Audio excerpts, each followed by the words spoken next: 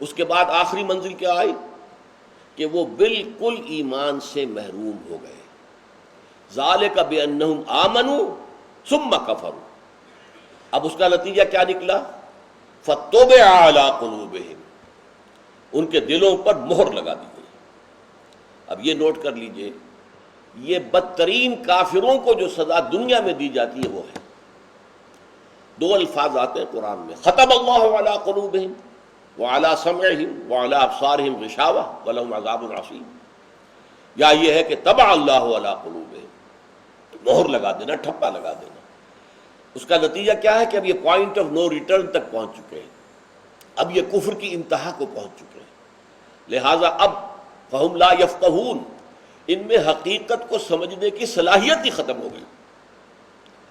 یہ عمل جو ہوا ہے، جو یہاں ایک ہی گویا کہ حلے میں بیان کر دیا گیا، ذالک بانہم آمنوا ثم کفروا، یہ کوئی ایک دن میں نہیں ہو جاتا. It's a lengthy process. یہ رفتہ رفتہ ہوتا ہے، تدریجاً ہوتا ہے. جیسا کہ میں نے عرض کیا، وہ ایمان لائے تھے تو صفائے قلب کے ساتھ، کوئی بدنیتی نہیں تھی، جھوٹ نہیں تھا. اب یہاں جو پسپائی ہو رہی ہے تو وہ رفتہ رفتہ ہوتی ہے، جس کے میں 3 علامات آپ کو بتا چکا ہوں: جھوٹ، پھر جھوٹی قسمیں، اور پھر عداوت اہل ایمان سے اور خاص طور پر حضور صلی اللہ علیہ وسلم سے. لیکن اس کے اندر جو میں نے عرض کیا تھا کہ اس کی تھوڑی سی تفصیل آئی ہے سورہ نساء کی ایک آیت میں، آیت نمبر 137 138 میں ان کی پوری تفصیل آئی ہے. فرمایا ان الذین آمنوا ثم کفروا ثم آمنوا ثم کفروا ثم ازدادوا کفرا لم یکن اللہ لیغفر لهم ولا لیہدیہم سبیلا بشر المنافقین بان لهم عذابا الیما. بے شک وہ لوگ جو ایمان لائے، پھر انہوں نے کفر کیا، پھر ایمان لائے، پھر کفر کیا، پھر کفر میں بڑھتے چلے گئے، یہ وہ لوگ ہیں کہ ہرگز اللہ ان کو معاف نہیں فرمائے گا اور نہ ہی اب انہیں راہ حق کی ہدایت دے گا. یہ ہدایت سے محروم، وہی بات جو یہاں کہی گئی، طبع اللہ علی قلوبہم فطبع علی قلوبہم، ان کے دلوں پر مہر کر دی گئی. اس کے بعد دل میں ہدایت کا داخل ہونا ناممکن، بند ہو گیا دل. اس اعتبار سے نہ مغفرت ان کے حق میں ہوگی اور نہ ہی ان کے لیے اب دوبارہ لوٹ جانا ممکن ہے ایمان کی طرف. پہلی 2 سٹیجز تک جو ہے میں نے عرض کیا ہے بار بار کہ اس کے اندر گنجائش تھی کہ اصلاح کر لیتے. یہی وجہ ہے دیکھیے کہ سورہ بقرہ میں 40 رکوعوں کی صورت ہے، نفاق کا لفظ کہیں نہیں آیا، صرف مرض کا ذکر آیا. فی قلوبہم مرض فزادہم اللہ مرضا. آپ کو معلوم ہے کہ یہ دوسرے رکوع کی پہلی 3 آیات بہت گمبھیر ہیں اس موضوع پر. وَمِنَ النَّاسِ مَن يَقُولُ آمَنَّا بِاللَّهِ وَبِالْيَوْمِ الْآخِرِ وَمَا هُم بِمُؤْمِنِينَ يُخَادِعُونَ اللَّهَ وَالَّذِينَ آمَنُوا وَمَا يَخْدَعُونَ إِلَّا أَنفُسَهُمْ وَمَا يَشْعُرُونَ فِي قُلُوبِهِم مَرَضٌ فَزَادَهُمُ اللَّهُ مَرَضًا وَلَهُمْ عَذَابٌ أَلِيمٌ بِمَا كَانُوا يَكْسِبُونَ. لوگوں میں سے کچھ ایسے بھی ہیں جو کہتے ہیں، اور اس کی وضاحت میں پچھلے نشست میں کر چکا ہوں، کہ وہ زور دیتے تھے ہم اللہ پر ایمان رکھتے ہیں، آخرت پر ایمان رکھتے ہیں. اس میں گویا کہ ان کے دل کا چور مضمر تھا کہ رسول پر ایمان کو وہ زور دے کر اس کا دعویٰ نہیں کرتے تھے. لہذا اللہ پر ایمان، آخرت پر ایمان. اللہ فرما رہا ہے وہ مومن نہیں ہے، اس لیے کہ ایمان میں تو شرط اول جو ہے وہ رسول پر ایمان ہے. قانونی اعتبار سے کوئی شخص موحد کامل ہو، آخرت کا پورا یقین رکھتا ہو، عمل بھی ٹھیک ہو، اور رسول کا انکار کرے، وہ کافر ہے. ملت اسلامیہ، امت اسلامیہ کی بنیاد ایمان بالرسالت ہے.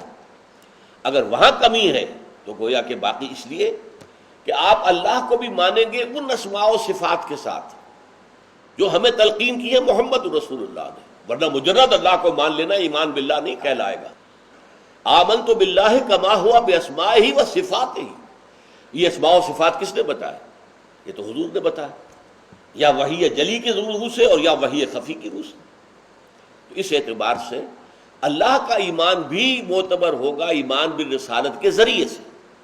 آخرت کا ایمان بھی ان تفاصیل کے ساتھ ہوگا، بعث بعد الموت، حساب کتاب، جزا و سزا، جنت اور دوزخ، ان تفصیلات کے ساتھ ہے تو وہ ایمان بالآخرہ ہے.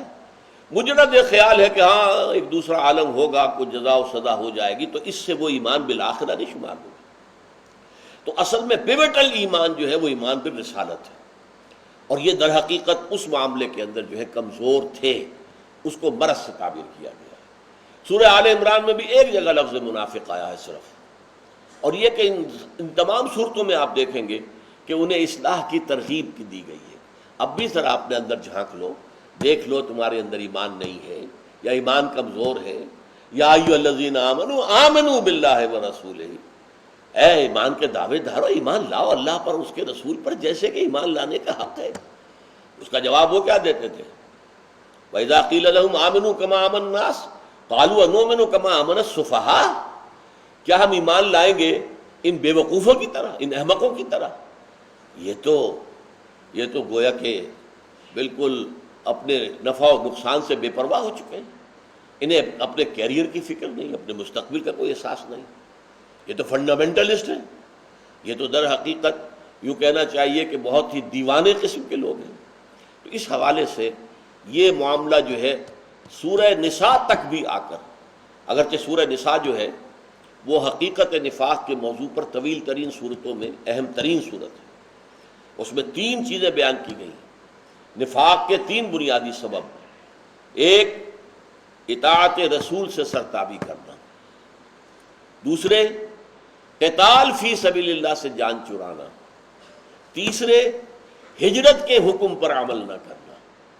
حکم یہ ہو چکا تھا کہ اب ہجرت کرو، کوئی مسلمان کسی قبیلے میں ہے دور دراز، وہ اکیلا ہے، وہاں پر اکیلا چنا پہاڑنا وہاں پھوڑ سکتا ہے، سب کو آنا چاہیے اب مدینے کے اندر، تاکہ پوری قوت یکجا جمع ہو جائے تو پھر کفر کے اوپر حملہ کیا جا سکے۔ ورنہ اگر ہماری طاقت منتشر رہے گی تو ظاہر بات ہے کہ ہم اپنی پوری قوت کو استعمال میں نہیں کر سکیں گے کفر کے خلاف۔ اس لیے ہجرت فرض تھی، اٹ واز ناٹ آپشنل۔ پہلی ہجرت جو تھی، جو حبشہ کی طرف ہوئی ہے، وہ آپشنل تھی۔ جس کی ہمت جواب دے رہی ہے، جو پرسیکیوشن برداشت نہیں کر پا رہا ہے، وہ چلا جائے حبشہ، وہ آپشنل تھی۔ دوسری ہجرت، ہجرت مدینہ، یہ تو لازمی تھی۔ چنانچہ سورہ انفال میں فرما دیا گیا کہ جو لوگ ہجرت نہیں کرتے، ما لکم من ولایتہم من شیء، اب تمہارا ان سے کوئی تعلق نہیں۔ اور اسی طریقے سورہ نساء میں فرمایا گیا کہ جو ہجرت کرنے کی استعداد کے باوجود ہجرت نہ کرے، ہاں بوڑھا ہے، عورت ہے، اور یا بیمار ہے، مریض ہے، سفر پر قادر نہیں ہے، اس کا معاملہ علیحدہ ہے، لیکن جو ہجرت پر قادر ہو اور پھر ہجرت نہ کرے، وہ منافق ہے۔ تو یہ 3 جو ہے بنیادی اسباب نفاق کے سورہ نساء میں بڑی تفصیل سے بیان ہوئے، لیکن وہاں بھی ابھی دروازہ کھلا رکھا ہے، لوٹ آ، باز آ ہرچ ہستی باز آ، گر کافر و گبر و بت پرستی باز آ، این درگہ ماں درگہ نومیدی نیست، 100 بار اگر توبہ شکستی باز آ، لوٹ آ، ایمان کی طرف لوٹو۔ تو پہلی 2 سٹیجز تک تو یہ حال ہے۔ البتہ پھر جو یہ سورہ منافقون ہے، یہ مکی دور کے آخری زمانے میں نازل ہوئی، یا سورہ توبہ ہے، وہاں آ کر نفاق کے اوپر دروازے بند کر دیے گئے، کھلم کھلا ان کے اندر جو بیماری تھی اس کو کھول کر پوسٹ مارٹم کر کے سامنے رکھ دیا گیا، اور کہہ دیا گیا کہ اب کوئی ان کے لیے نہ استغفار مفید ہے رسول کا صلی اللہ علیہ وسلم، نہ اللہ انہیں معاف فرمائے گا، اور اب تو ان کے لیے سوائے جہنم کے کوئی اور طریقہ ہے ہی نہیں، کوئی اور راستہ، کوئی اور منزل ہے ہی نہیں۔ تو اس اعتبار سے ذالک بانہم آمنوا ثم کفروا، لیکن اس کی کیفیت ایک دم نہیں ہو گئی، ان الذین آمنوا ثم کفروا ثم آمنوا ثم کفروا۔ جیسے کہ مثال میں دیا کرتا ہوں کہ آدمی کو ڈوب رہا ہے سمندر میں یا دریا میں، تو ایک دم نہیں چلا جاتا نیچے، ایک دفعہ اٹھتا ہے اوپر کو، سر نکلتا ہے، پھر جاتا ہے، پھر غوطہ کھا کے اوپر آتا ہے، پھر جاتا ہے۔ تو گویا کہ یہاں پر بالکل وہ نقشہ کھینچا گیا ہے، ڈوبنے والا آدمی ابھی غوطے کھا رہا ہے، ان الذین آمنوا ثم کفروا ثم آمنوا ثم کفروا ثم ازدادوا کفرا، پھر وہ کفر میں بڑھتا چلا گیا، پھر وہ دریا کی تہ کی طرف بڑھتا ہوا وہ چلا گیا، اور اب اس کے ہاتھ سے ایمان جو ہے وہ سرے سے رخصت ہو گیا۔